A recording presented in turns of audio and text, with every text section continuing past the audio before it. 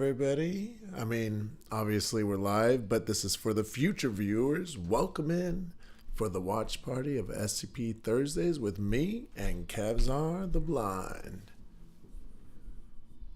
Yes, sir. We got a good one for you today. I figured I would pick something that's somewhat relevant to what's going on in the real world right now. And by that, I mean what's going on in Los Angeles with all the fires and stuff recently. It reminded me of an article that was brought to my attention by the Exploring series within the past year. And other than good airwaves, this one's actually of the ones I've discovered recently, this one's one of my most favorites, and I've been actually listening to it a lot on my way to work. So this one is called SCP 6004, the Rainbow Serpent, and you're going to be in for a wild ride. It initially was a two-part video, but what Tess does sometimes is he'll re-release it as one whole video. So that's what he did, is he combined the two parts into one video. It's an hour and a half, and it's basically a movie in narration form. And if you have a vivid imagination, you are going to love this video. Very nice. Very nice. Let's do it. SCP 6004, the Rainbow Serpent, Part 1. Most monsters in the SCP universe fall into a couple categories. One is a smaller entity that is dangerous on a small scale, killing people one at a time or small groups at a time, and is generally easily enough to be contained by the Foundation. Another are the world-ending threats, the eldritch abominations and unknowable anomalies lurking at the periphery that can easily wipe out all of humanity, and generally do. But sometimes you get some unique monsters that fall somewhere in between. SCP-6004 is what most would consider to be a kaiju, a giant monster on the scale of Godzilla or Ghidorah, although perhaps a bit larger and more destructive than those.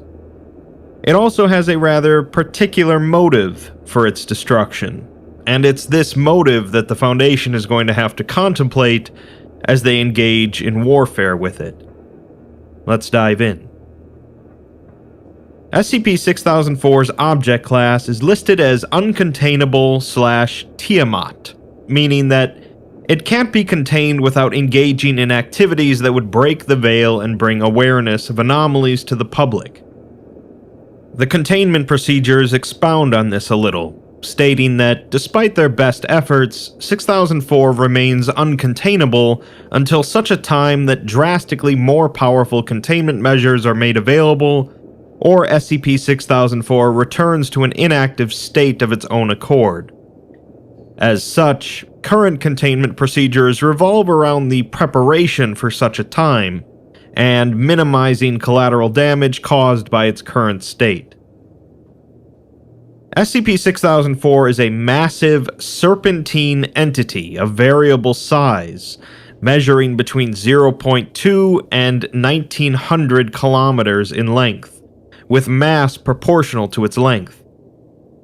While its physiology varies from resembling various Australian snakes, its coloration has consistently been primarily black, with dull prismatic stripes running vertically down its length, with a pale underbelly. It also possesses a pair of horns and a larger array of teeth, more than what would be expected or biologically possible in non-anomalous snakes. Its horns feature thousands of engraved depictions of wildlife. It's capable of moving at abnormally fast speeds, often in excess of 1,200 kilometers per hour on land, and more than twice that underwater. This movement often creates large rifts in the terrain and tsunamis in the water, along with sonic concussions both in and out of the water. It also exhibits strength and durability far beyond what its proportions would suggest, capable of destroying mountains, throwing itself into the upper troposphere, and a bite force strong enough to crush the Foundation's mech units. It is also able to fly while in the air in a fashion similar to swimming. By maintaining consciousness, 6004 is able to alter weather patterns and atmospheric conditions on a global scale at will, primarily by exerting a mild cooling effect on the Earth's average temperature by 2 degrees Celsius. This effect varies in intensity and effect locally, with the most significant changes being intensified snowfall in the glacial areas and poles, increased rainfall in arid areas, and severe thunderstorms globally.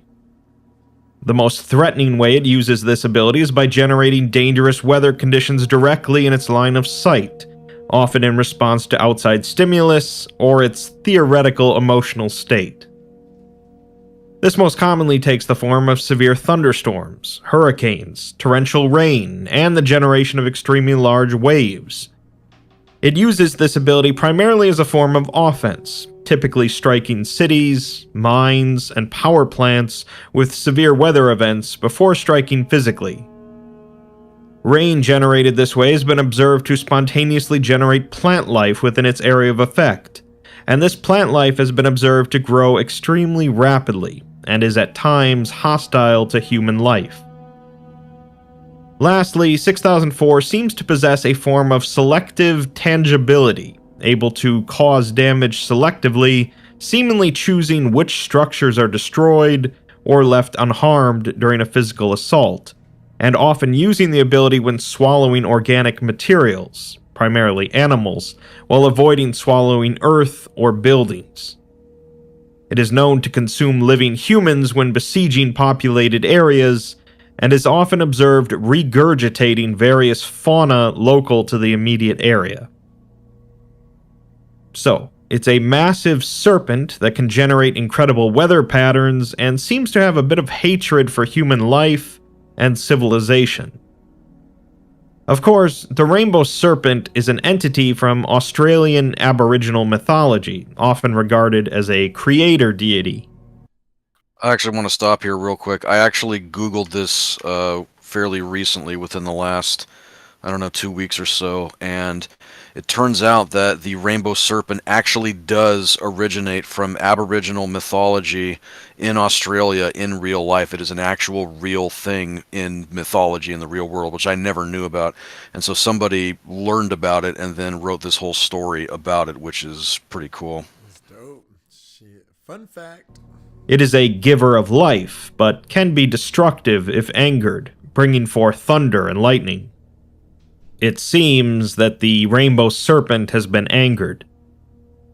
We're given a statement from site director Alan Tibbles on the matter, in which he says that prior to 6004's discovery in March of 2020, there was a lot of discussion within the Foundation regarding how much humanitarian aid to provide towards fighting the 2019-2020 Australian bushfires.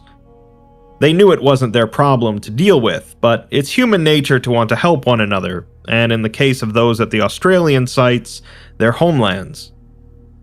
Despite his own feelings towards the matter, those at Site 40 were spread too thin to offer any more than nominal support to firefighters and rescue groups, particularly with the growing concern that they had towards the unusual seismic activity being felt around the Australian continent.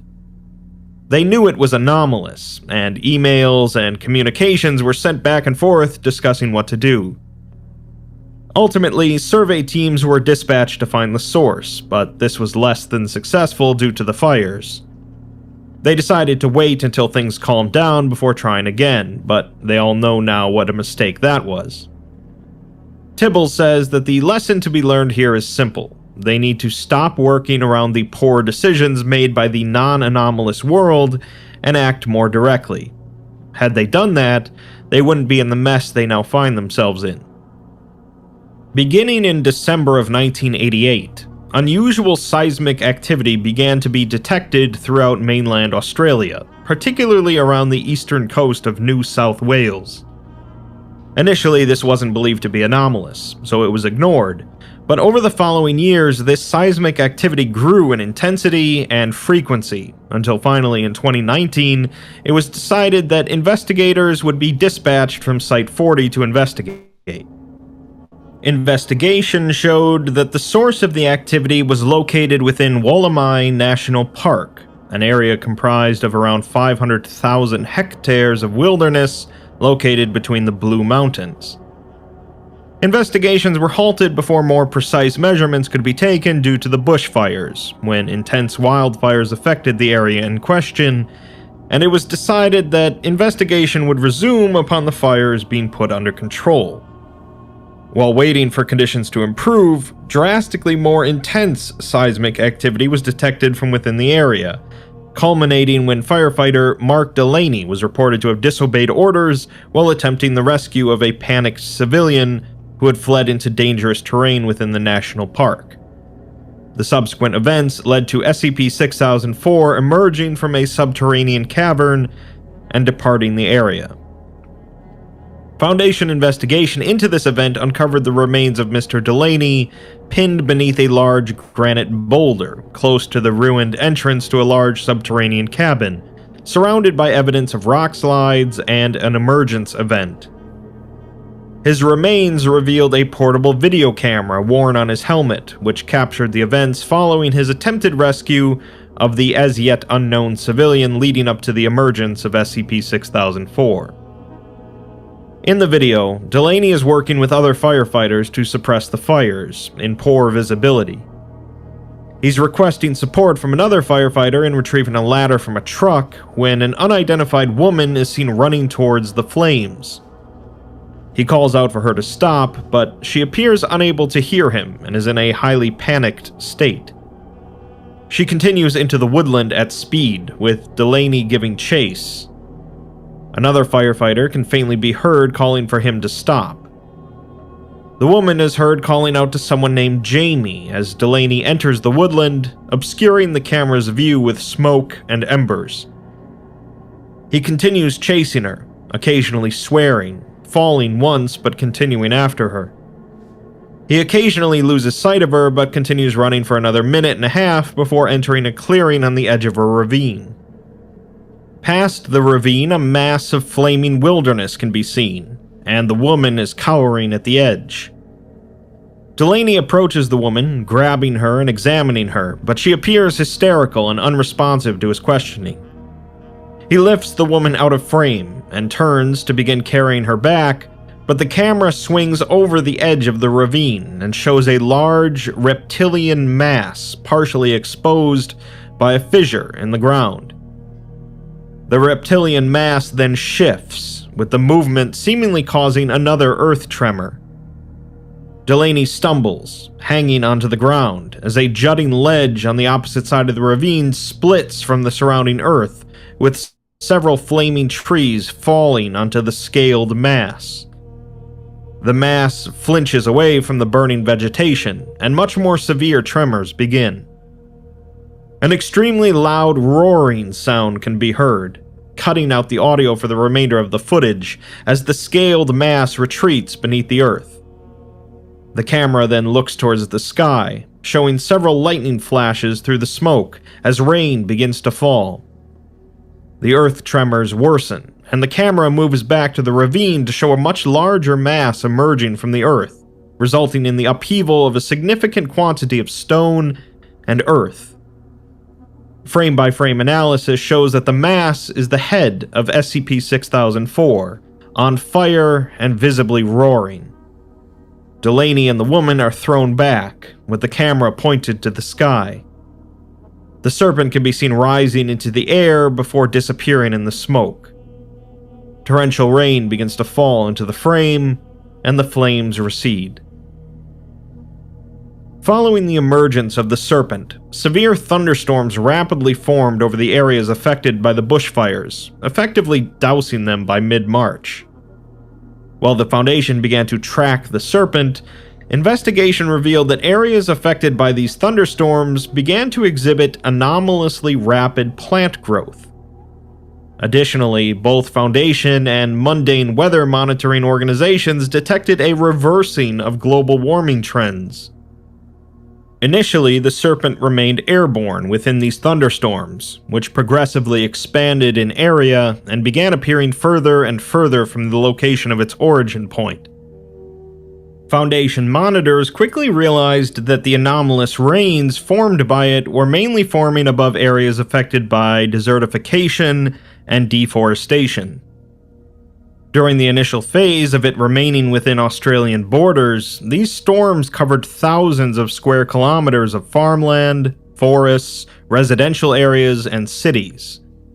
This was accompanied by large-scale destruction of property as large trees displaced structures. Multiple Foundation sites were mobilized to aid in the search, rescue, and relocation efforts in aid of those affected, with global occult coalition forces also offering support. Meanwhile, multiple unsuccessful efforts were made by the Foundation to neutralize the serpent, which had been determined to be the logical cause of these events. Their efforts were typically met with violence from the snake, often in the form of lightning strikes or bites. It was during one of these failed attempts that the serpent was first observed to attack a human settlement. On March 27th, around 6 weeks after its initial appearance, it directly attacked the city of Canberra. At 10:47 a.m., intense thunderstorms formed over the city, with wind speeds measuring over 140 kilometers per hour. This was promptly followed by the serpent descending from the clouds and making landfall, having attained an unknown size and mass. It proceeded to strike and bite the ground across the city, swallowing a great measure of infrastructure as well as the city's inhabitants. Notably, it targeted Parliament House in particular, flinging most of the building and its occupants into the air with extreme force, with some debris and individuals later being seen orbiting Earth. This attack prompted response from multiple Foundation MTFs, including both ETA-5, Jaeger bombers, and Tau-5, Samsara. But by the time of their arrival, the serpent had departed and 74% of the city was destroyed, with 197,000 people missing. No bodies were located, and survivors were subjected to mass amnesticization with the cover story of an asteroid impact. Despite renewed efforts from both the Foundation and the GOC to neutralize, redirect, or otherwise contain the serpent, it continued to attack human settlements, largely targeting cities, mines, areas of intense pollution, and coal power plants. Each of these attacks resulted in the majority of the population of the given area being consumed by the snake, with surviving surveillance footage showing the snake to be simultaneously tangible and intangible, as it visibly phased through structures believed to have been deliberately left intact by the entity. Following these attacks, the serpent has always been observed to travel to remote locations and regurgitate consumed materials. Ensuing investigation into these sightings showed drastically increased wildlife populations in areas where the snake was seen to vomit, as well as increased fertility in the soil. Due to the scale of the damage, survivors began to be housed in safer areas of locations previously attacked. Temporary power sources became necessary on a large scale due to the disruption to power grids, with many turning to solar power. During resettlement, many survivors and Foundation staff reported a large increase in the populations of native wildlife, which did not interfere in resettlement efforts. In late February, the Foundation, the GOC, Marshall Carter and Dark, and a major sect of the Church of the Broken God came to a truce so as to determine a method of control and containment for the snake. A think tank was organized involving various experts from across the four groups to try and establish a working theory as to the nature of 6004. Each group independently presented noteworthy similarities between 6004 and Australian Aboriginal Dreamtime stories of the Rainbow Serpent. Research into all available folklore and consultation with relevant unaffiliated persons was initiated with the goal to find a ritual or other avenue of interference that could be used in the entity's containment. Parallel with the think tank, the Foundation and GOC began expedited development of experimental weaponry, designed with the assumptions that 6004 shared metaphysical similarities with some other redacted entity. This project came to be known as Project Mongoose. For those of you who are not in the know, mongooses, mongoose, whatever, a mongoose is kind of like a ferret, sort of, and they're like the natural enemy / predator of most snake species out there. So that's why it's called Project Mongoose. Following the destruction of Sydney, an investigatory unit operating out of Site 40 was deployed to the area in an attempt to gather any information possible about 6004 and its effect on areas attacked by it. As this was the first major city to be destroyed, it was hoped that some significant information would be discovered. The team arrived in northern Sydney and were instructed to head for Rushcutter's Bay via the city center, as the destruction was particularly intense in the former region. The team was instructed to document and mark the locations of any notable anomalies that had resulted from the Serpent's attack, as well as mark survivors' locations with flares for Foundation rescue teams. We're provided with a transcript of a video taken from Captain John Vercoe's body camera, starting with them traveling on foot through Sydney's city center. Much of the surrounding structures are severely damaged by emerging plant life, particularly large eucalyptus trees, along with signs of massive impact events. There is steady rain and occasional flashes of lightning. One agent is using a chainsaw to remove fallen timbers from their path, and as they continue on, they notice a number of koalas within the treetops looking down at them, noting that they definitely weren't living here before. They see wildlife frequently as they continue, with the animals universally avoiding the team, except for multiple snakes, which raise their heads and watch the team pass. Suddenly, they see a large mass moving behind some vegetation, so they attempt to flush it out by tossing a stone. There's a dull thud and a deep grunting sound from the bushes as the creature begins moving towards the team, forcing them into cover. A large, brown, furred quadruped emerges from the bushes, approximately 2 meters tall, snorting and grunting. It stops upon reaching the clearing where the team is, and looks around. One of the team asks if it's a giant wombat, but Command has no knowledge of it, with one researcher commenting that it looks like reconstructions of Diprotodon, an extinct giant wombat. It begins to snort and throw its head in the air aggressively, pawing at the ground and approaching one of the agents. He aims his weapon at it and begins backing away, but the animal follows. The captain tells him to slowly back away and to stop shouting, so he does so. The animal stops before roaring at him, and after a moment, it snorts and begins eating grass before returning to the bushes. The team decides to keep moving, as they don't want to be here if the serpent comes back. They continue towards Rushcutter's Bay, eventually reaching the edge of a large crater formed by the serpent striking at the earth. Trees and vines can be seen growing visibly larger within the crater, and kangaroos are foraging among the area. One of the team asks how big the snake has to be to do this, with the captain responding that it varies between 400 meters to over 1,000 kilometers long. Verco tells Command that they're going to need to detour around the crater, with Command advising that they've detected movement in the trees and buildings above them. They continue along the lip of the crater, before coming to a ruined apartment block overhanging the edge. A group of large kangaroos, approximately 2.5 meters tall, are grazing beside it, looking over at the team. The team goes around them, as a researcher at Command says that these are an extinct, short-faced kangaroo. One of the agents then spots a moderately large animal emerging from a hole in the wall of an apartment building, its eyes reflecting the light into the camera.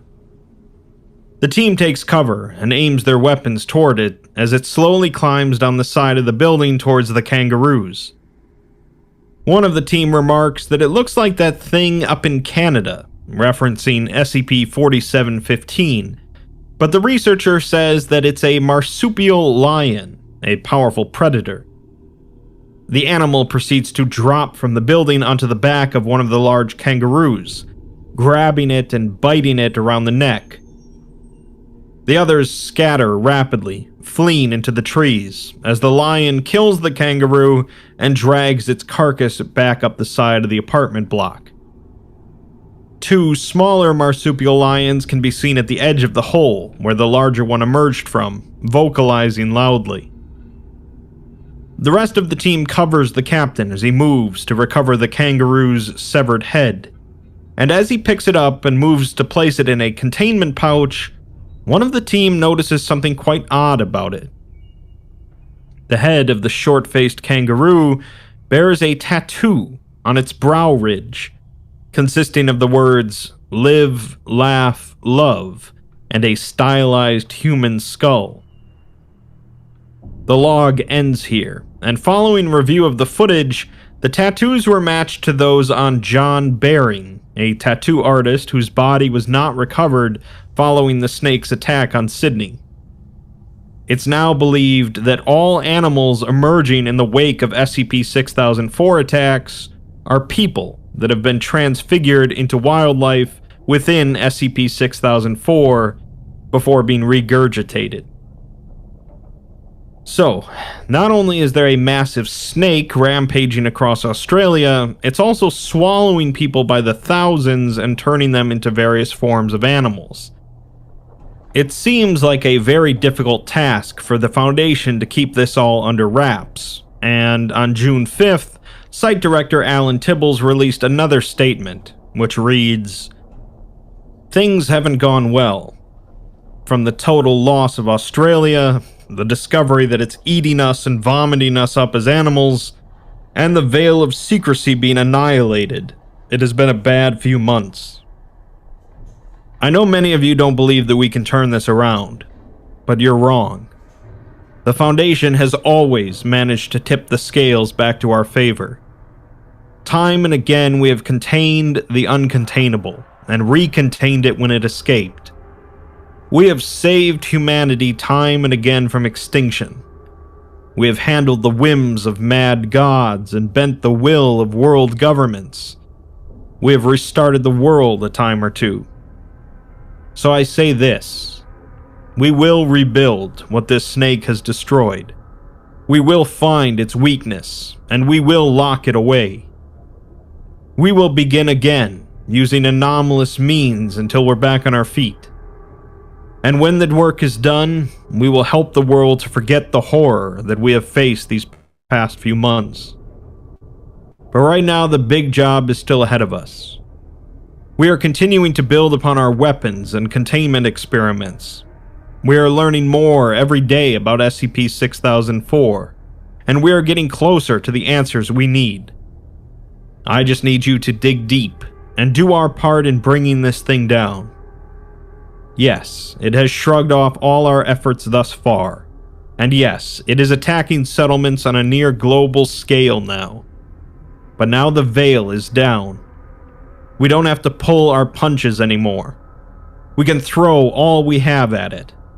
We can take what we have learned in this document, forge it into a weapon, and use it to win. So now it seems that the snake has gone beyond Australia and is attacking places across the world. This is pretty bad, obviously, but now the Foundation can really go after it without worrying about keeping things a secret. In the weeks following the destruction of Sydney, 6004 went on to not only attack all other major Australian settlements, but extended its range into Asia, Europe, Africa, and Antarctica, where it behaved similarly. While the Foundation and the GOC did make hundreds of attempts to stop, incapacitate, neutralize, or otherwise contain it through various means, including, but not limited to, the use of mechs, L-guns, high-energy concentration orbital railguns, and Class Sigma autocannons, it continued to attack settlements with impunity. The death toll so far is believed to be in the billions. Worldwide, it has now lowered the average global temperature by 0.7 degrees Celsius, replenished glacial and polar ice, and refilled depleted lakes and river systems. Much of the world's deforestation has been reversed, and dozens of species of wildlife have been declared to be no longer endangered or extinct.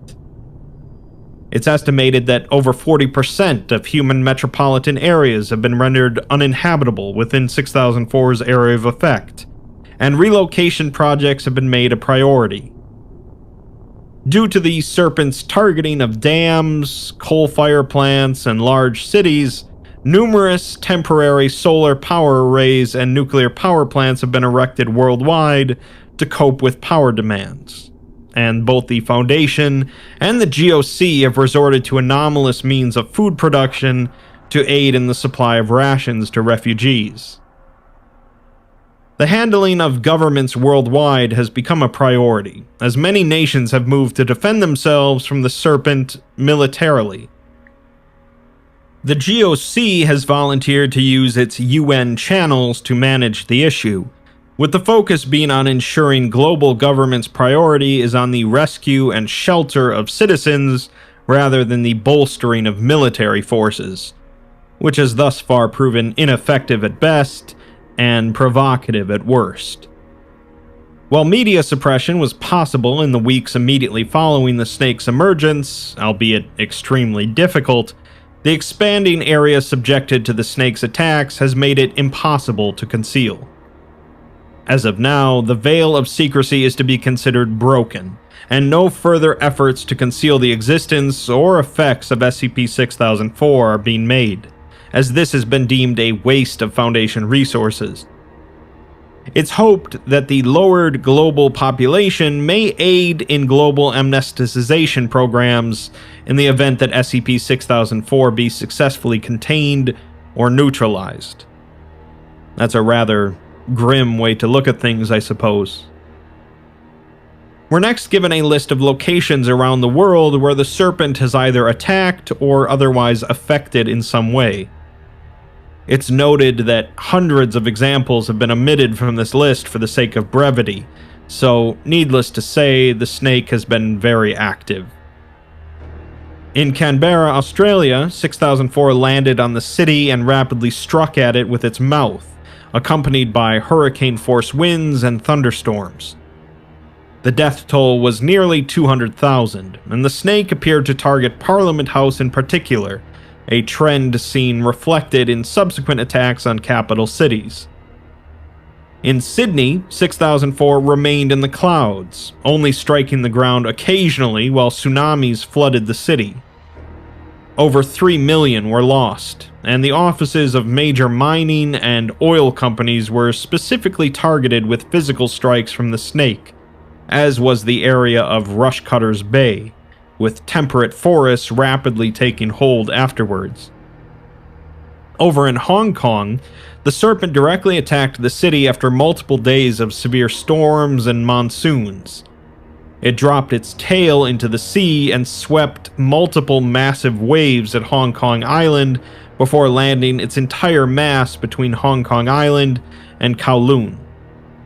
Over 6 million were lost, and multiple waves were reported to exceed 200 meters in height. Despite the thoroughness of the attack, however, multiple skyscrapers remained standing.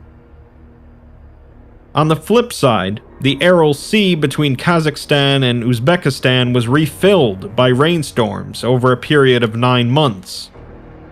Lightning strikes and flood damage caused much of the Soviet irrigation systems responsible for the drainage of the sea to be destroyed, allowing water flow to return to pre-Soviet routes. A perpetual rainstorm has also now formed over the Great Pacific Garbage Patch, with plastics and other debris hit by this rain being observed to transform into multiple different forms of marine life, including fish, cetaceans, coral polyps, jellyfish, and something redacted from the record. Another direct attack occurred at the Three Gorges Dam in China, with the snake destroying the entire structure. Following the impact, 37 billion cubic meters of water flooded down the Yangtze River, with widespread flooding in 6 different provinces. Multiple cities and other dams were destroyed in the process, resulting in over 400 million deaths. Despite multiple drainage attempts prior to the attack, the perpetual thunderstorms to the north of the river caused by 6004 had caused the dam's reservoir to be extremely full.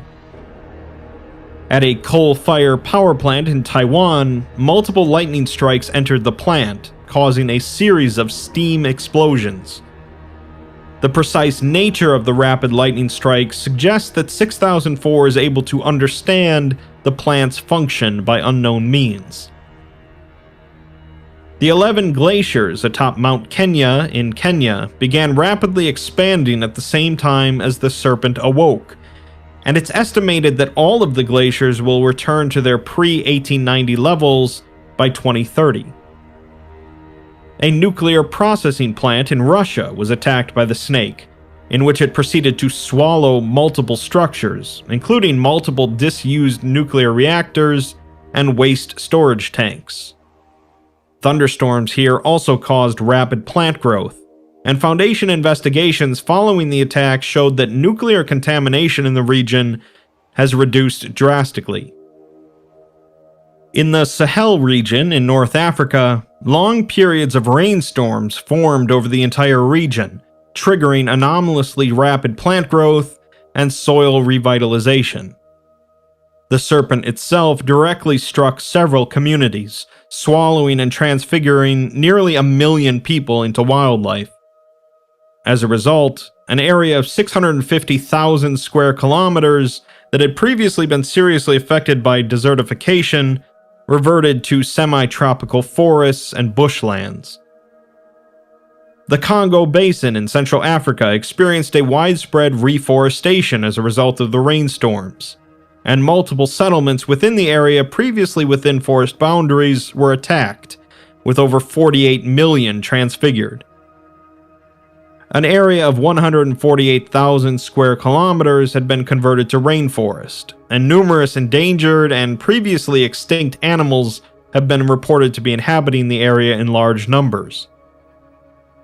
In an area of grazing lands in eastern Australia, the snake directly attacked over a period of several weeks, consuming over 70 million livestock animals before rainstorms triggered the growth of native flora in the form of temperate forests.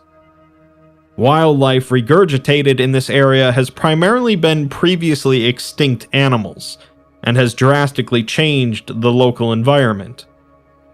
The presence of numerous specimens of carnivorous megafauna in the area has rendered it unlikely to be resettled in the future. The serpent flew over much of Antarctica, causing increased snowfall and causing increased auroras over the southern pole. The increased snowfall resulted in the reformation of approximately 3 trillion tons of ice. It was also seen to circle Mount Sidley, a dormant volcano, for 19 days, although the reason for this is currently unknown despite Foundation investigation. At an offshore oil platform in the Republic of Angola, the serpent attacked the platform from below the surface of the sea, physically pulling it beneath the surface and repeatedly slamming it into the seafloor. Structure remnants rapidly converted to coral reef over the following months, and it's theorized that the immense pressure generated by 6004's body mass crushing the station has effectively plugged the oil well. At an open pit mine in Papua New Guinea, rainstorms formed over the mine pit and surrounding areas, but did not cause plant growth. Instead, it detoxified the soil contaminated by mining waste. The serpent then approached the mine via a river and swallowed much of the contaminated riverbed before emerging and proceeding to fill in the mine with surrounding earth before departing. The rainforest regrew in the area following the attack, and pollution levels in the nearby rivers has dropped to nearly zero. At a landfill in Italy, thunderstorms appeared over the area, with the rains converting much of the waste into fungus, trees, and insects. A large portion of the waste was converted into wasps and bees, resulting in vastly increased natural pollination. In India, the serpent physically entered the Ganges Delta via the Bay of Bengal, attacking numerous settlements before swimming up the river at low speed over the course of 24 days. It was observed to have its mouth open, with its lower jaw scraping the riverbed and swallowing it, with its entire mass filling the river. It repeatedly attacked structures and settlements on the banks of the river, resulting in the destruction of multiple dams and the loss of over 250 million people. Notably, the serpent did not harm an organization dedicated to the conservation and cleaning of the Ganges River during this attack. Military forces repeatedly attempted to intercept and attack the serpent, but were either ignored or crushed in the process. Following its departure, the Ganges River was found to be clean and heavily populated by fish and dolphins. Over in Tanzania, rainfall over a region of wilderness was reported similar to other affected areas, but induced changes in local wildlife. Animals killed by human activities such as poaching and trophy hunting were observed to recover, in some cases multiple times. Following wildlife recovery, massively increased aggression towards humans has been observed, with numerous reports of lions, leopards, hyenas, and elephant attacks occurring daily. Glaciers in the Himalayan mountain range also expanded when 6004 awoke, and rainfall in the area introduced forests to areas affected by deforestation. Multiple settlements were converted to wildlife, with similar aggression and regenerative abilities seen in Tanzania, Siberia, and the Ganges, with a total of 28 million lost. Very curiously, numerous reports of SCP-1000 sightings in the region were noted. I probably should comment, for those of you not in the know, that SCP-1000 is Bigfoot. Bigfoot. Finally, thunderstorms formed over numerous palm oil plantations in Indonesia, causing native vegetation to rapidly grow in an area exceeding 280,000 hectares. Native vegetation grown in this way was seen actively strangling oil palms, and 6004 was observed to strike at the workers on these plantations from the air, consuming them. These areas were frequently revisited by SCP-6004 for the purpose of regurgitating consumed individuals in the form of native wildlife. Following the destruction of the Three Gorges Dam in China, Foundation plants within the Chinese government reported significant unrest within the party. There was immediate mobilization of military assets not affected by the floods under the name of preparedness. Despite attempted Foundation intervention, much of China's military resources were relocated to Beijing, including at least 80 nuclear weapons. Multiple attempts were made by both Foundation and GOC diplomats to discourage the CCP from antagonizing or engaging SCP-6004, citing the failure of India's military during the Ganges attack and potential fallout, but failed to make progress and were eventually barred from discussions with the Chinese government. Multiple plants remained within the party and continued to relay information to the Foundation and GOC. Rather than use further resources attempting to negotiate with China, it was determined that the Foundation would continue to prioritize the attempted containment of 6004 and the development of Project Mongoose. So, it seems that an unstoppable threat has started rampaging across the world in a rage against humanity, and humanity is damn sure trying to find a way to stop it. Keeping something like that under wraps was pretty much always going to be a lost cause, but the Foundation's usual MO in a situation like this is to neutralize the threat and then get things back to normal, through whatever means necessary. The only issue is if they can't neutralize the threat. It's very likely that nukes are going to make an appearance soon, and we'll just have to see how effective the Foundation's Project Mongoose is. Chances are that it's not Godzilla, but it could be. Nukes. Spoiler alert, it's not Godzilla. Anyways, this is where the first video ends, so we could probably use it as an intermission if you want to get some more water, take a bathroom break, whatever you want to do. Yeah, I'll take a quick 5. 8:55 right now.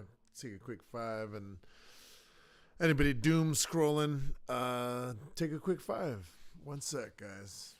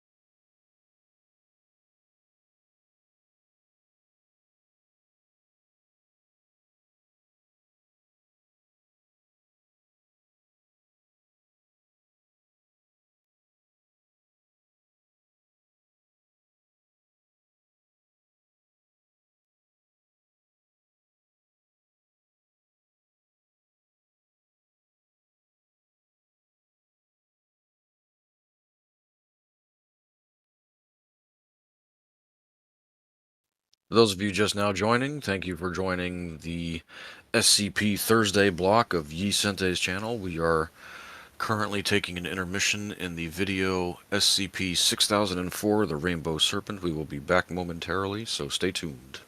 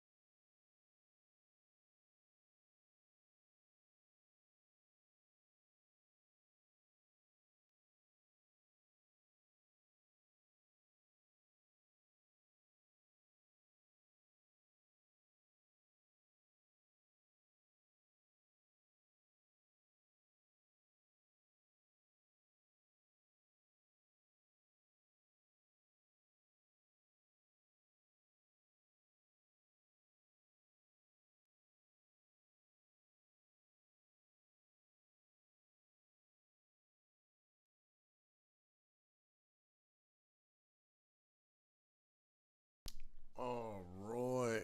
How to help throw away the garbage. But we ready. Alright, cool. We're going to get it started up. The second half of the Rainbow Serpent. We're going to start off with all the guns blazing as China squares off against probably the biggest threat humanity's ever seen, and it's going to be good. SCP 6004, the Rainbow Serpent, Part 2. When last we left off, a giant snake out of Australian Aboriginal mythology had awoken and begun a hateful rampage across the Earth. Humanity was apparently a disease, and it sure seemed to be the cure, effortlessly demolishing entire cities and converting millions of people into other animals. The veil of secrecy surrounding anomalies was completely shattered, as various world militaries tried to fight back to no avail, and not even the Foundation or the GOC could bring the Great Snake down. They've still got a trick up their sleeve, however, the mysterious Project Mongoose, but there may not be much left of civilization by the time they get it ready. To make matters worse, it seems that the Chinese especially aren't going to go down without a fight, and are prepping their nuclear weapons to finish off the beast once and for all. Let's continue.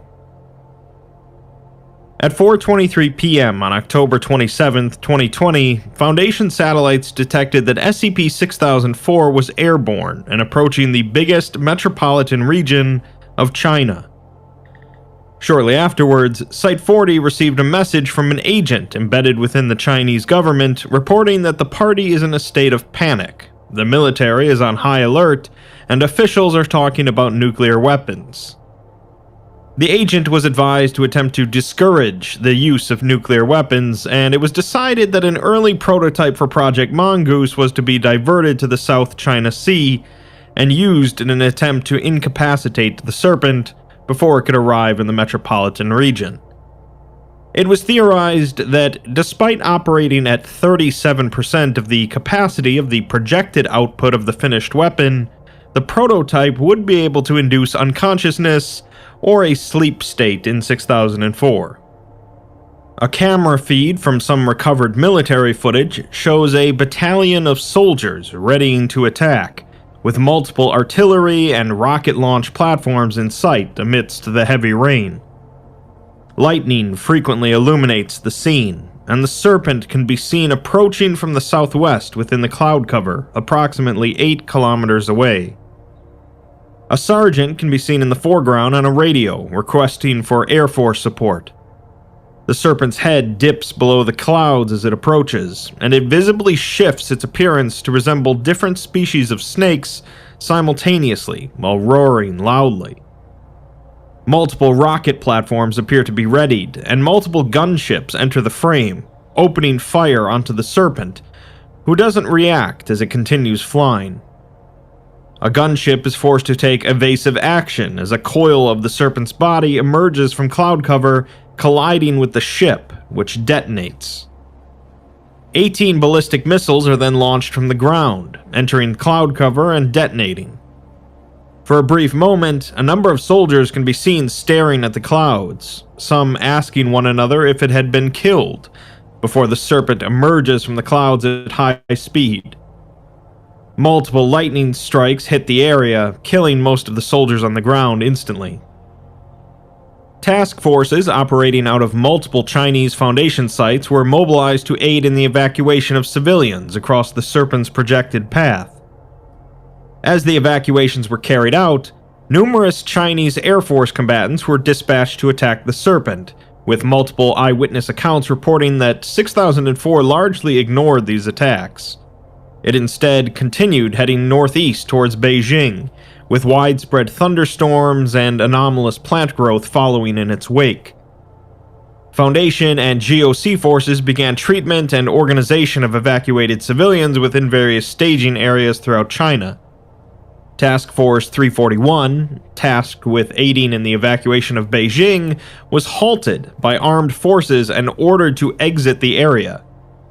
Despite multiple attempts at diplomacy, they were forced to withdraw, and sent a communication to Site 40 stating that the evacuation of Beijing was impossible due to the military locking down the city on the orders of the General Secretary, and they've declared the Foundation to be enemies of the state. The ship carrying Project Mongoose was 40 minutes out at this point, and due to multiple reports of military attacks on Foundation and GOC forces, the decision was made that all task forces would withdraw. By 5:03 p.m., all Foundation activity within northeast China had ceased, with all forces returning to their home sites with minimal losses. 6004 continued to approach Beijing despite increasingly heavy resistance from the military. At 5:09, the agent in the Chinese government sent a message that they were going to launch nuclear weapons, and he couldn't stop them. Following this message, the SCPS Indominus was ordered to fire the Mongoose prototype as soon as possible. At 5:14, the Serpent reached the outskirts of the metropolitan region, as air raid sirens sound out over the cities, and civilians can be seen fleeing indoors. A very large storm front can be seen approaching from the southwest, with the Serpent within it.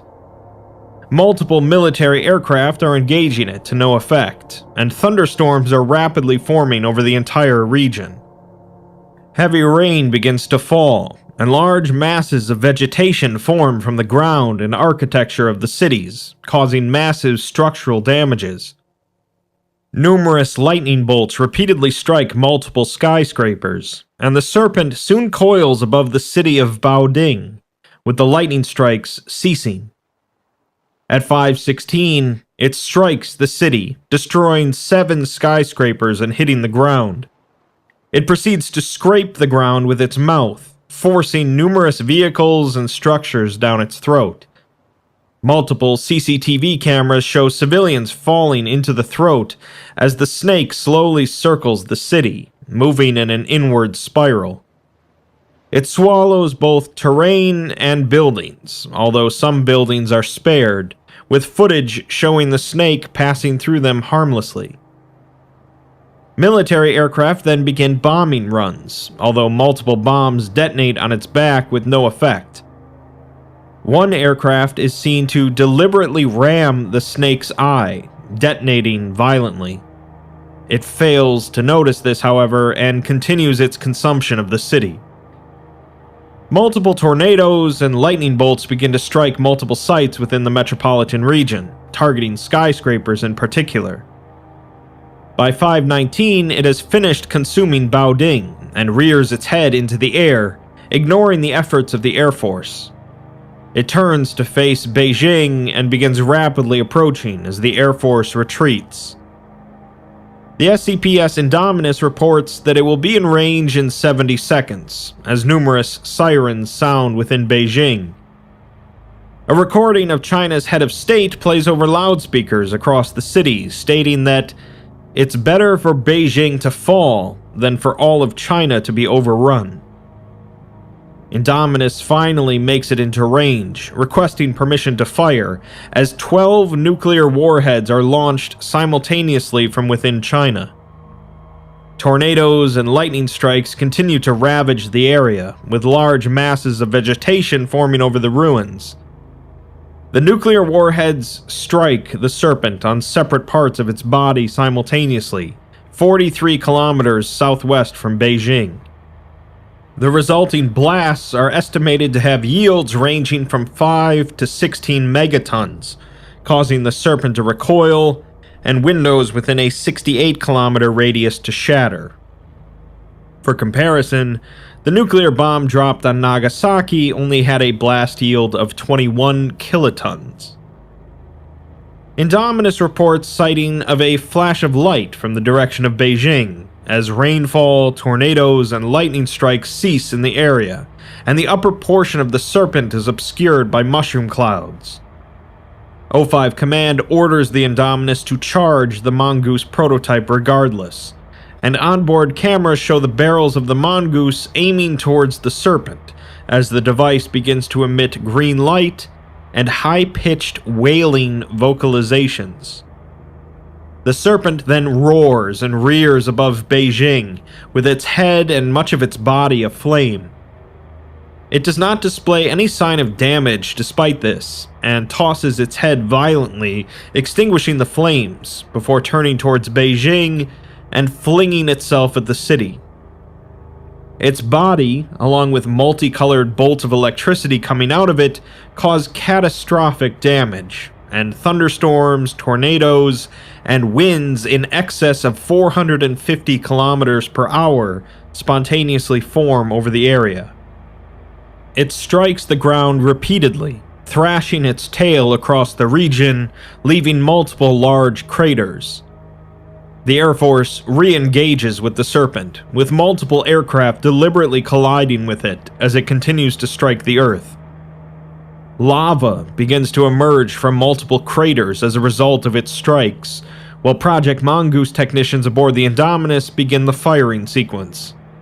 The prototype begins wailing more intensely and emitting flashes of dark green light.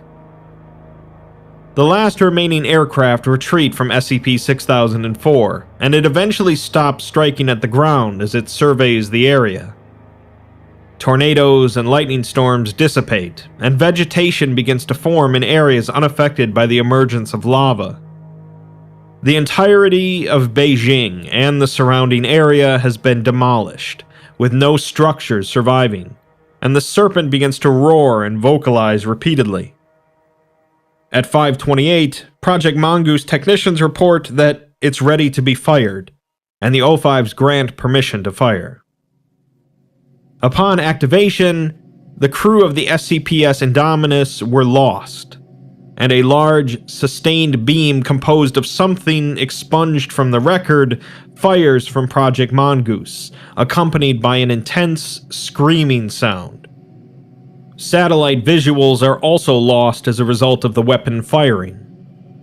A fault, however, occurs within the Mongoose prototype, causing an energy failure and the machine shuts down. Satellite visuals are regained as the weapon's vocalizations cease, showing that the entity appears to have taken notice of the beam. It rapidly propels itself into the cloud cover, visibly tracking the Mongoose beam as it passes and impacts a mountain range, destroying approximately 32 square kilometers. The Serpent emits a low vocalization and approaches the Indominus, entering the South China Sea and raising its head out of the water to inspect the prototype for 4 minutes, before submerging itself beneath the surface and leaving the area. Following the departure of the Serpent from the area, no search and rescue operations were carried out in the region. The death toll from this incident has been estimated as being in excess of 140 million.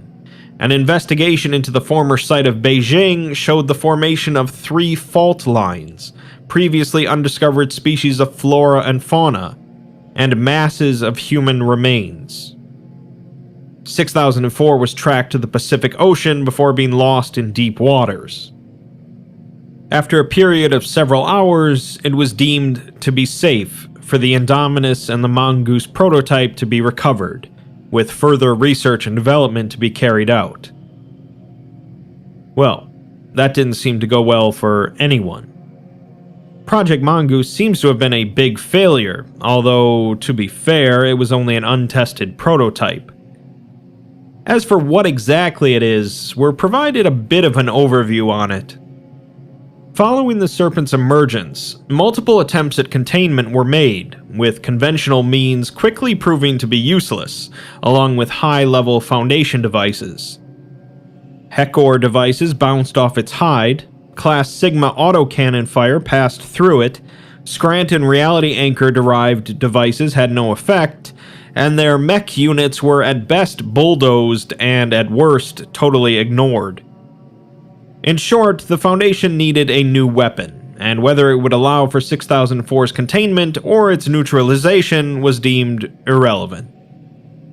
To this end, the Foundation reached out to the GOC, whose prowess at killing anomalous entities was famed, feared, and even hated throughout the anomalous community. The GOC were, of course, already aware of the entity and were working towards its neutralization. They were receptive towards a collaboration, and development soon began, utilizing numerous resources, both mundane and anomalous. As the Serpent began to move over larger portions of the globe, development became increasingly desperate. Both Marshall, Carter and Dark and Church of the Broken God assets were recruited and used in the construction of the device, in addition to the combined resources of the GOC and the Foundation. This collaboration led to what has become known as Project Mongoose, a long-range, charged particle emitter that draws on thaumaturgical, reverse-siphoned Hume energies and something else redacted to produce a devastating directed blast. It was agreed that the GOC would manufacture the charged particle emitter, while the Foundation would manufacture the barrel and focusing rings necessary to amplify and control the beam. Specialists from the Church of the Broken God aided both parties in the construction of these elements. Each site produced a smaller prototype for the purposes of testing, with one of these prototypes being fired at the Serpent in Beijing. As of November 23, 2020, the Serpent has expanded its area of operation to encompass the entire globe. Multiple attacks within the Americas are being reported daily, and Project Mongoose has been completed. Due to the prototype's charge sequence causing the annihilation of all life forms within a 444-meter radius of it, all components have been fitted, mounted aboard a GOC-class Lincoln satellite, and launched into orbit, from where it will be fired remotely. Due to the immense energy requirements and complex reactions, orbital Project Mongoose requires 444 seconds to fire after the location has been locked. As such, it is now the Foundation's responsibility to fire it at 6004 when an opportunity arises, with all efforts being made to create such a window of opportunity. Following the destruction of Beijing, the Serpent was not seen for a period of 9 days, remaining submerged in the world's oceans. An overall improvement in the health of coral reefs was detected, and numerous vessels were lost at sea in hurricanes and squalls. By now, the remaining governments had taken shelter in subterranean bunkers, and a joint effort between the Foundation and the GOC has been working towards relocating and safely housing survivors of attacks, with both organizations producing food, medicine, and power via anomalous means. Soon the Serpent was detected beneath the Arctic ice pack, with pack ice being seen thickening and expanding, returning to pre-1948 levels within 2 days. It then proceeded to circle an area slightly outside the Arctic Circle and portions of northern Siberia, Canada, and Alaska, consuming large numbers of livestock and humans. Various extinct flora and fauna returned to these areas during this time, and glaciation rates increased to a large degree, in some cases expanding over towns and a subterranean foundation site. Despite multiple attempts to target the snake with Project Mongoose, it proved too mobile for a lock to be made. It then shifted its focus to the Americas, causing widespread rainstorms, plant growth, and reintroduction of endangered and extinct species, coinciding with mass disappearances of civilian populations within densely populated cities throughout much of South America, with a particularly large portion of time and activity centered on the Amazon rainforest. It continued to target large urban centers and environmentally damaging installations, and was first seen in the US when it attacked Washington, D.C. It was observed to actively engage with military forces by roaring and vocalizing at them before striking with lightning. The attack took place over a 40-minute period, where it proceeded to consume large portions of the city. Attempts to evacuate the US president and staff failed when the Presidential Emergency Operations Center was flooded, when the serpent caused the Potomac River to flood much of the city ruins. Hint, hint. It continued in this fashion over much of the United States, Mexico, and Canada, striking particularly hard at large cities such as Toronto, Los Angeles, Mexico City, and New York City. Enormous stretches of land, including 43% of the United States, were converted to forests by anomalous rainfall, with large numbers of people and animals being consumed and regurgitated by the entity. Disruptions to the US power grid triggered the cascading failures of numerous nuclear power plants, necessitating Foundation and GOC intervention to prevent multiple nuclear meltdowns from occurring. Meanwhile, Foundation historians and archaeologists have conducted extensive research into Australian Aboriginal mythology, particularly in regards to the rainbow serpent. It's now believed that oral Dreamtime stories passed down over millennia refer to confrontations with SCP-6004, and that the entity has attacked humanity before.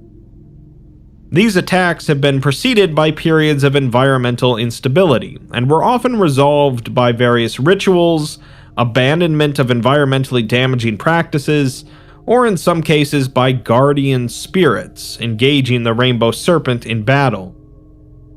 Should Project Mongoose fail, and containment proves temporarily impossible, the Foundation will have to consider influencing a significant shift in the way in which modern civilization functions, so as to not draw 6004's attention until containment becomes possible. The prospect of seeking out one of these protector spirits to intervene on behalf of the Foundation is also being considered. At this point, 6004's range is to be considered global, and Foundation and GOC political ambassadors are encouraging world governments to limit military activity, and to move their populations outside of urban areas. Areas not targeted by the serpent have been prioritized as temporary resettlement locations, and efforts are being made to safely provide housing for the world's population without drawing the serpent's attention. After a period of 49 days of activity over the Americas, during which there was no opportunity to activate Mongoose, the serpent began displaying interest in numerous Foundation and GOC facilities, circling the sites but not approaching for unknown reasons. It was during one of these events that it began examining the Global Occult Coalition Advanced Weaponry Facility, one of the 2 locations where Project Mongoose was developed. While investigating it, the snake began to exhibit signs of agitation, and satellite imaging showed the facility entering a lockdown, with multiple weapons platforms, including their Mongoose prototype, being activated. It was at this time that the O5 Council voted 8-5 to fire the orbital Mongoose upon both the Serpent and the Advanced Weapons Facility. The ends justify the means, as usual. Orbital Project Mongoose is activated and begins its charging sequence. Guidance rails and focusing rings can be seen moving into position as the barrel system aims at both the facility and the Serpent.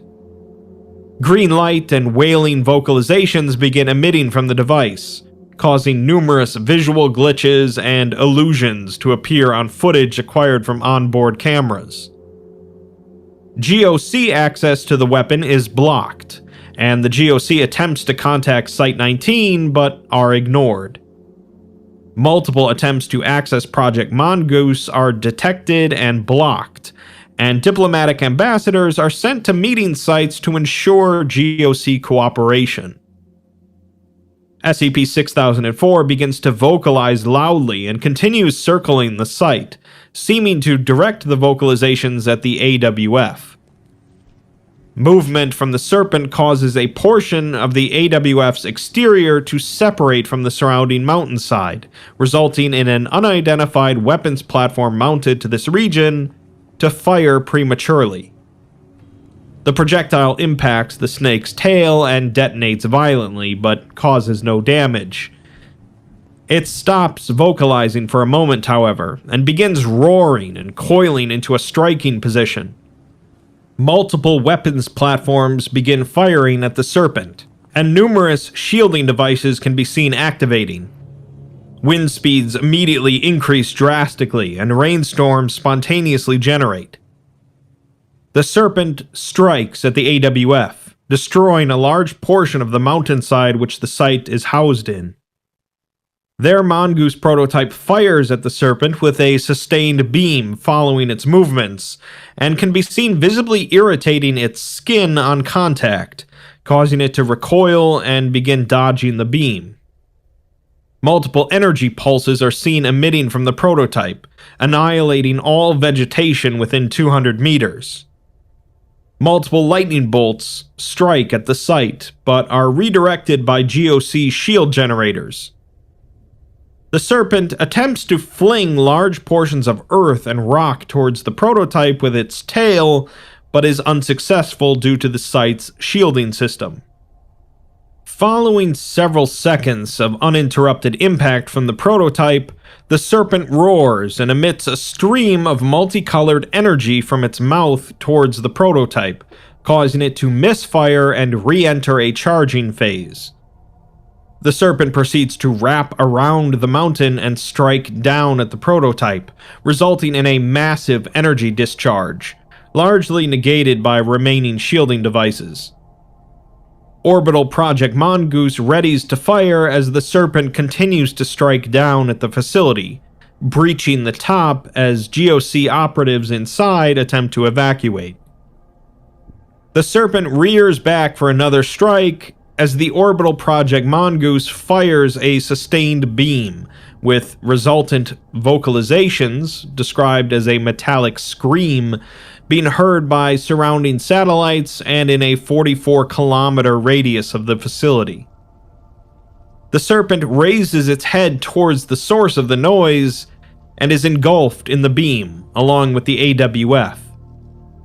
The beam's impact annihilates the facility, with the weapon's energy flood and negative Hume field disintegrating all life forms within a 444-kilometer radius. 3 minutes later, the weapon ceases firing on the O5's orders, and both the facility and surrounding mountains have been completely destroyed. A large crater has been formed by the beam's impact, with the Serpent lying amidst the crater and surrounding areas, displaying moderate burns over much of its body. It then rises from the ground and roars, thrashing its head and tail as lightning emits from multiple points on its body, and the burns to its scales heal rapidly.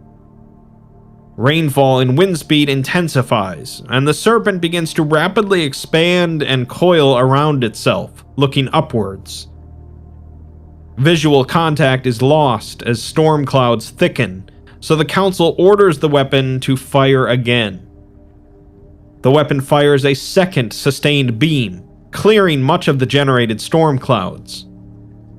SCP-6004 can be seen struggling against the beam and coiling on the ground before rapidly launching itself upwards into orbit.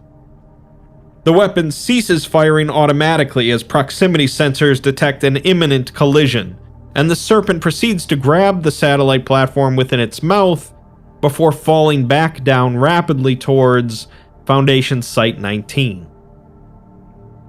Following this, all contact with Site 19 was lost, and later assessment revealed that the upper levels of the site had suffered catastrophic damage. The upper 6 levels had collapsed and been strangled by extremely robust vegetation. A majority of the structure's upper floors had been displaced, with the remains of Project Mongoose largely annihilated. Multiple safe and Euclid-class SCP objects had breached containment, being either destroyed in the event or still currently missing, although the lower levels of the site remain uncompromised. Rescue efforts following the attack were able to evacuate some of the surviving staff, and a statement was provided by a site technician.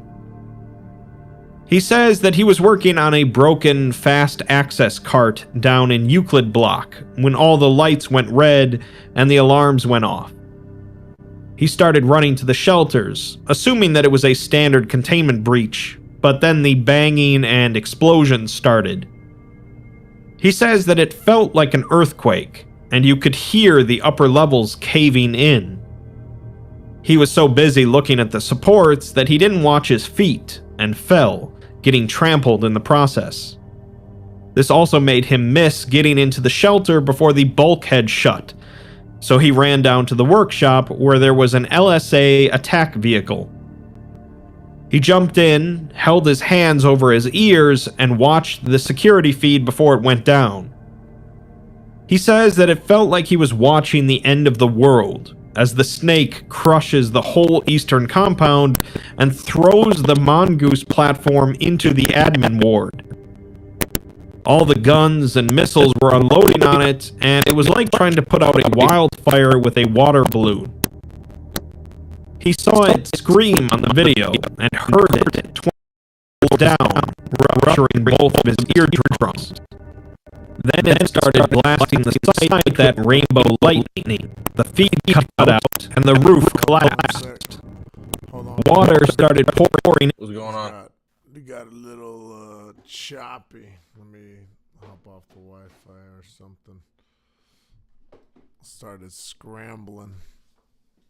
If you could rewind that like 30 seconds, it was just like click, click, click, clippy. I don't know what happened. Hopefully it pick back up. Throws the Mongoose platform into the admin ward. Oh, shit. I don't know why it's clippy. Let me... I don't think it's anything on my end. Yeah, I don't know what happened. Maybe the audio got fucked up real quick. One sec.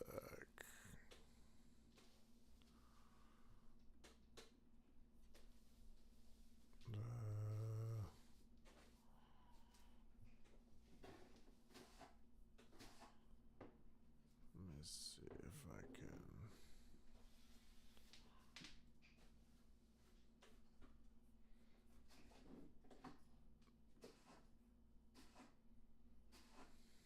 Yeah, I don't know why. Let's play it back a little again. Come on, don't do this to us. No, yeah, it's still clip. Let me close this app real quick. One sec. Let me close that and jump back in. Our bad. Technical difficulties. Okay.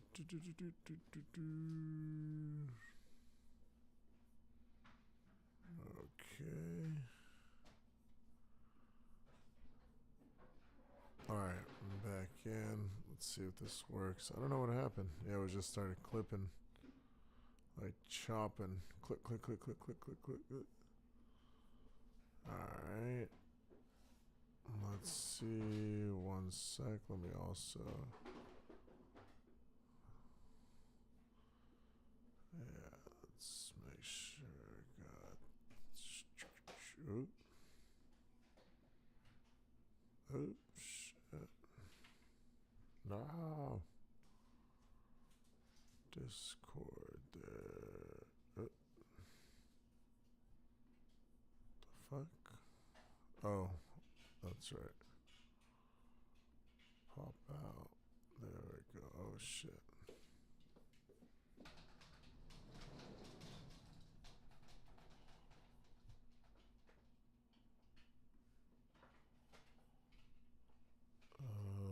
What the hell? Hold on. Alright, and then window capture. Discord. Nope. Alright, let's try that. Come on. One more time with feeling. Platform into the admin ward. All the guns and missiles were unloading on it, and it was like trying to put out a wildfire with a water balloon. He saw it scream on the video and heard it 24 floors down, rupturing both of his eardrums. Then it started blasting the site with that rainbow lightning. The feed cut out, and the roof collapsed. Water started pouring in, and he thought he was going to drown, but it started to drain to the lower levels. He could hear the people in the bunker screaming, as something had gotten in there with them, but he doesn't want to know what. Then there was another quake, and the serpent was gone. The MTFs rolled in not long after, rescuing those who had survived, and started on getting the SCPs back into their cells, noting that he heard that a lot of the D-Class helped with the rescuing. He's just glad that the Serpent didn't try and dig down to the rest of the site. Following rescue and excavation efforts, it was determined through witness interviews that SCP-6004 had attacked Site-19 largely with the use of the same energy seen in Beijing and the GOC facility, throwing orbital Project Mongoose at the site's administrative wing, and by physically landing on the eastern compound before striking at the main site. This was confirmed by the recovery of the Guardian AI log, which documented the AI's attempts to defend the site from the Serpent. The AI initially projected the site's destruction probability at 96%, and the staff survival rate at 23%. The Serpent's initial electrical projectile attack took the site's shields completely offline and caused around 18,000 casualties. It then collided with the East Wing, bringing the casualty estimate up to 48,000. It threw the Mongoose platform into the admin building, which meant that the weapon systems no longer fired on the Serpent due to the risk of triggering the Mongoose accidentally, wiping out the whole site. Between the flooding, the physical attack, and the electrical attacks, 87% of the surface was soon affected, and the Safe Class and Euclid Class containment wings were both compromised. The Serpent's repeated physical strikes brought down the kinetic shields, damaging levels -26 through 19 and all of the containment wings. The casualties were now estimated to be around 273,000. And there had been multiple containment breaches, including SCP-173 and SCP-939. The power to the Guardian AI itself was lost, so with its last bit of energy, it managed to redirect power to containment and security systems, sealing off the containment wings and activating the drainage systems.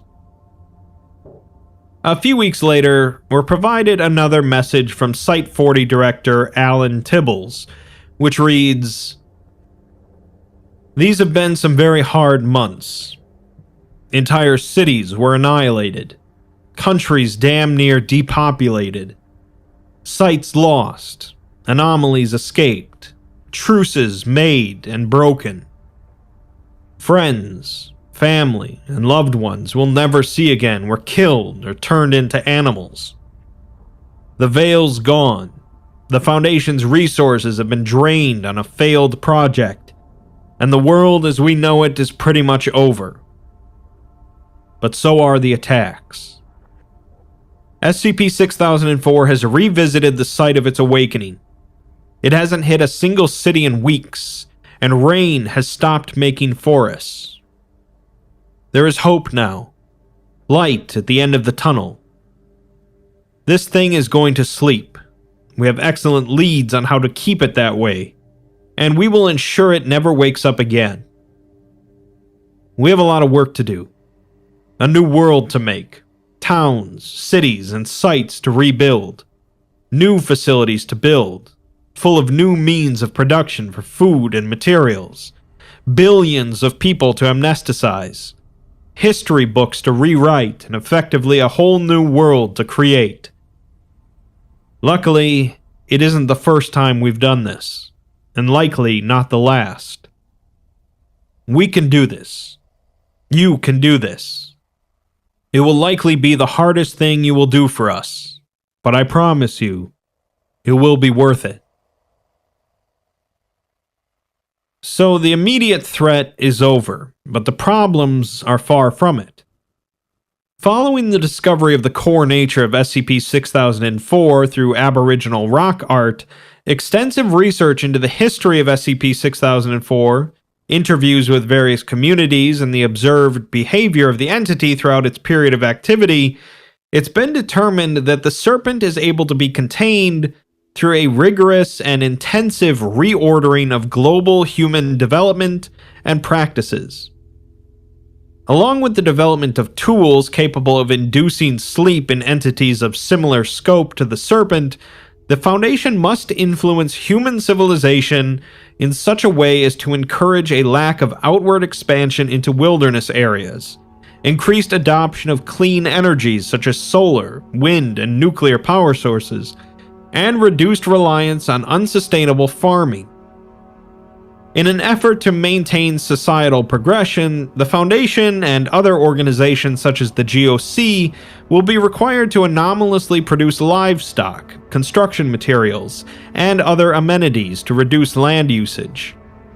Cities and townships will be encouraged to advance via subterranean and vertical expansion, and total expansion into wilderness areas to be determined on a case-by-case basis, but overall limited to below 30%.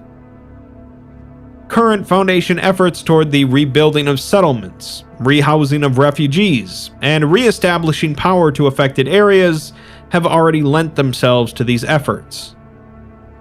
Areas not targeted by the Serpent were naturally selected to house refugees, and at no point did the entity attack solar or wind farms, leading to more widespread use out of convenience. Nuclear power was similarly used. It's believed that these sites and power sources will be ideal launching pads for the implementation of these proposed containment measures, and numerous locations suitable for the development of further cities, towns, and Foundation complexes have already been identified. These measures are extreme, and will require the cooperation of both world governments and groups of interest. But in the face of SCP-6004 returning, they are warranted until such a time as the Foundation is able to fully contain the entity. A year later, an analysis is done of the Serpent's behavior since the introduction of the revised containment procedures. It has displayed significantly less aggressive tendencies when compared to earlier behaviors, and it's hypothesized that this is due to two main contributing factors. One is that the revised containment procedures have appeased the entity, and two is that it has essentially achieved the majority of its goals following its awakening. Each of these factors are evidenced by several observations and statements, and based on these factors and the serpent's continued behavior, it's projected that the entity will soon return to a sleep state. Towards the end of 2021, the Foundation implemented revised containment procedures designed to appease SCP-6004, based on Australian Aboriginal Dreamtime lore. Since the implementation of these new procedures, the serpent has been significantly calmer, having been observed ignoring multiple Foundation rebuilding efforts and not attacking a single human settlement. At one point, it approached Site 40 and simply stared at the building and the personnel. A corporal participating in a training exercise at the time says that it felt like they were being judged, and you could feel it even more than you could see it. After a minute, it flicked out its tongue, turned around, and swam away. The serpent has also been observed spending a great deal of time at the area formerly housing the GOC's Advanced Weapons Facility. Despite multiple attempts to dig out lake beds and river sites, the rains generated by the entity have failed to produce lakes, rivers, or trigger plant growth as seen in other areas, with wildlife regurgitated by the entity all expiring within hours of placement. Previous models of the serpent's behavior suggest that such events would trigger violent outbursts from the entity, yet it has only responded by leaving the area. It then proceeded to the Amazon rainforest, where it remained for a further 3 days.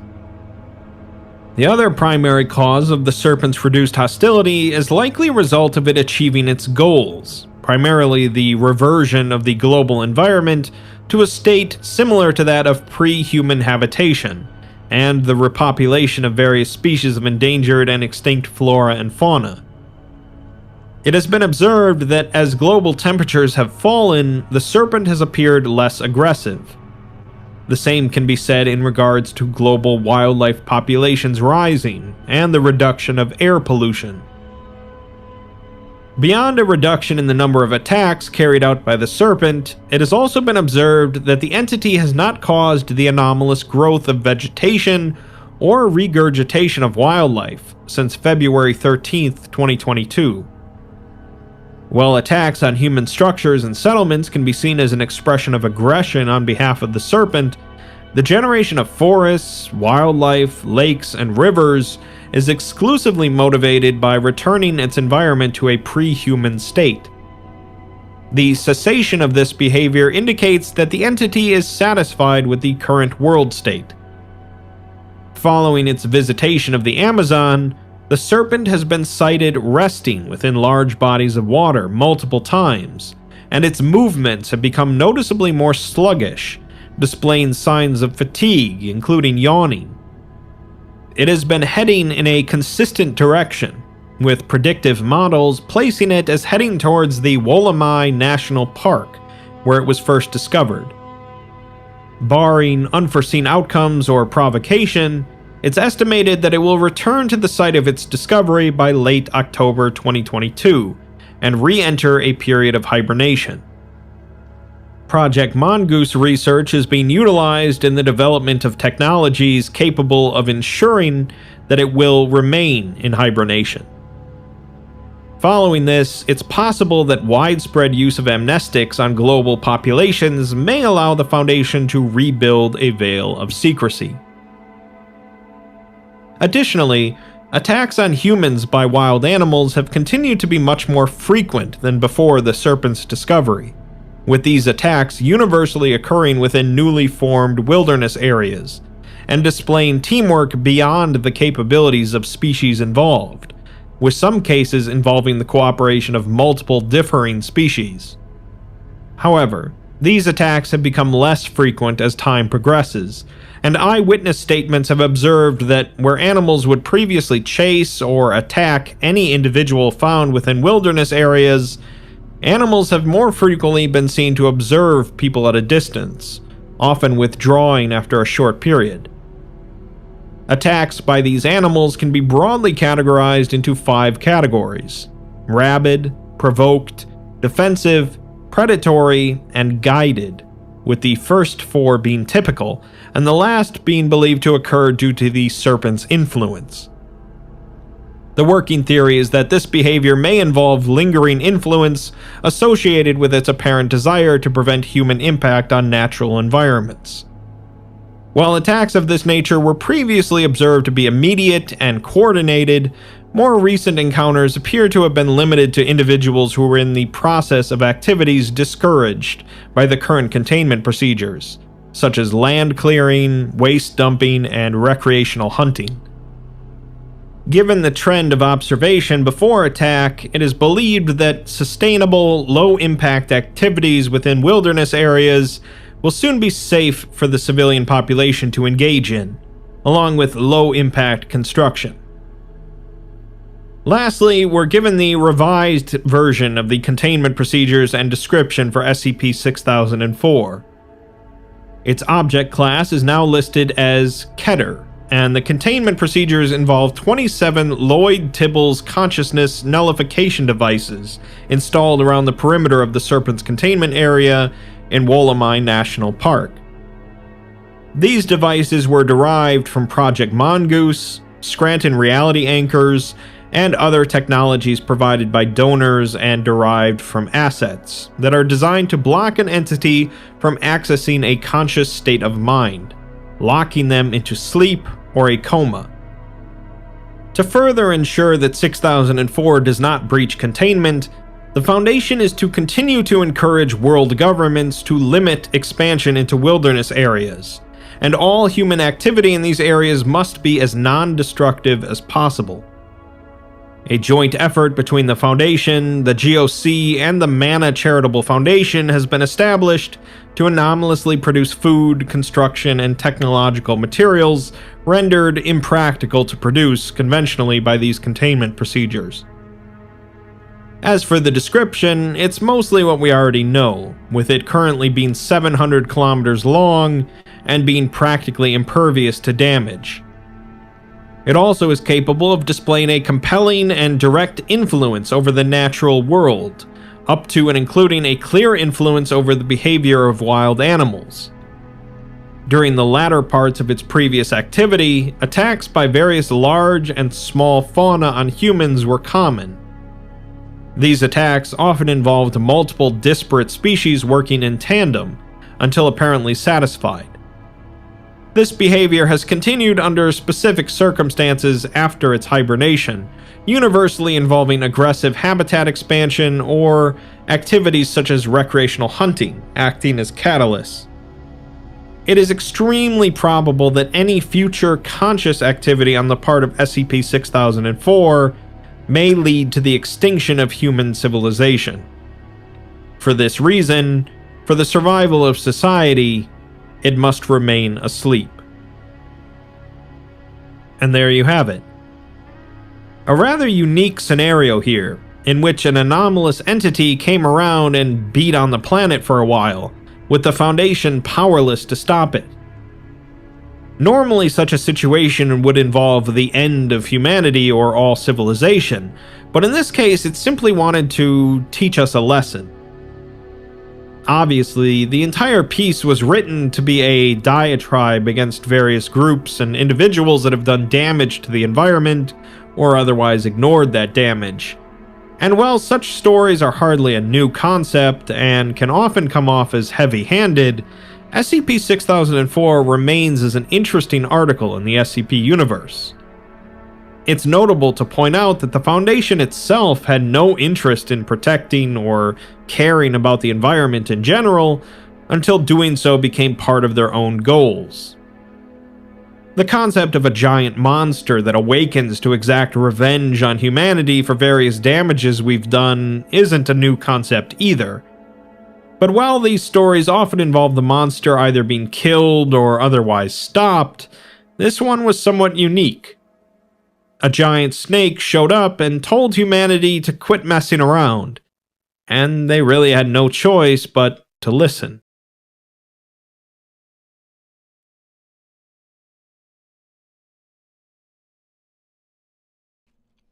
Good And that stuff. is the end of SCP-6004. Good serpent. Like that.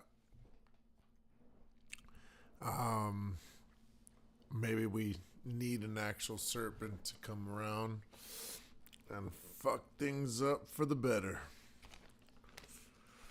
Because we humans have done a lot of fucking around. Yeah, I think we're definitely in our finding out era. Oh, yeah. But yeah, good stuff. That was a good full-length feature right there. Appreciate the video, Kavzar. I think we'll be tuning out or tuning off since I'm fucking getting tired. Yeah, same here. But that's why I had to eat some carrots to help me keep me going. Eat them vegetables when you're feeling. I wanted to eat some chips, but Joanna handed me some vegetables, and same shit. But Good on her. Look at her. Looking out for your something to health. just munch on. I'm munching. But yeah, I hope everybody has a great evening. Thanks for those who tuned in, those doom scrolled, and those that are tuning in later in the future, because this will be up. So, y'all have a good night. Kavzar, you have a fantastic evening as well, good sir. Yes, sir. Thank you very much, and thank you all for watching. And this has been SCP Thursdays. We'll be coming back again next Thursday with some more content for y'all, so stay tuned. Yes, sir. All right.